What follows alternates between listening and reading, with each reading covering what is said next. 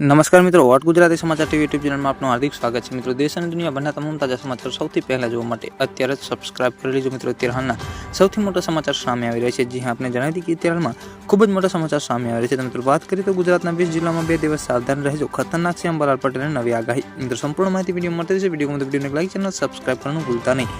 તો અત્યારે મળતી માહિતી મુજબ આપણે જણાવી દીધી કે જો તમે ગુજરાતમાં આજથી ક્યાંય ફરવા જવાનું કે કામથી બહાર જવાનું પ્લાનિંગ કરી રહ્યા છો તો મિત્રો સાવધાન રહેજો, કારણ કે ગુજરાતના અનેક જિલ્લાઓમાં વરસાદની આગાહી જાણીતી હવામાન નિષ્ણાત અંબાલાલ પટેલે કરવામાં આવી છે।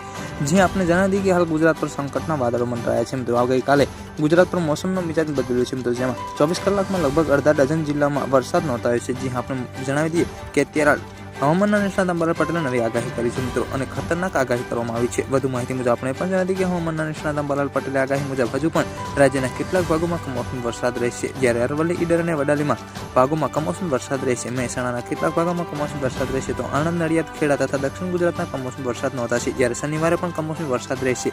વધુ માહિતી મુજબ આપણે પણ જણાવી કે ગુજરાતમાં બદલાયેલા મોસમનો મિજાજને કારણે આપતા અંબાલાલ પટેલે કહ્યું હતું કે ઉત્તરીય પર્વતીય પ્રદેશ અને ઉત્તર ભારતના કમોસમી વરસાદ રહેશે, જેને કારણે 29 ડિસેમ્બરથી જાન્યુઆરીના પ્રથમ સપ્તાહમાં ગુજરાતના આકરી ઠંડી પડશે, જે 3 થી 10 જાન્યુઆરી દરમિયાન ઉત્તર પર્વતીય વિસ્તારના હિમવર્ષાને કારણે ગુજરાતમાં ઠંડી પડશે। મિત્રો, ગુજરાતમાં ઠંડીના કારણે પારો નીચો જશે, જ્યારે ઉત્તર ગુજરાતના સહિત અનેક વિસ્તારોમાં 10 થી 8 ડિગ્રી તાપમાન જતાં ઠંડી પડશે। વધુ માહિતી મુજબ આપણે પણ જણાવી કે સૌરાષ્ટ્ર, દક્ષિણ ગુજરાતના મધ્ય ગુજરાતમાં ઠંડી વધશે। મિત્રો, ગાંધીનગરનું ન્યૂનતમ તાપમાન 8 ડિગ્રી પહોંચી જશે।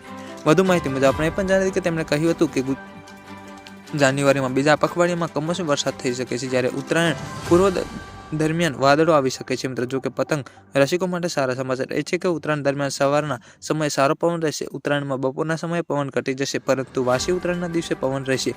ઉત્તરાયણ દરમિયાન ઠંડા પવનો વહેશે, તેથી આ પવન પતંગ રસિયાઓનું અનુકૂળ રહેશે। મિત્રો, પલપલની માહિતી વિડીયો મળતી રહેશે। વિડીયોને લાઈક, ચેનલને સબસ્ક્રાઇબ કરવાનું ભૂલતા નહીં। ધન્યવાદ।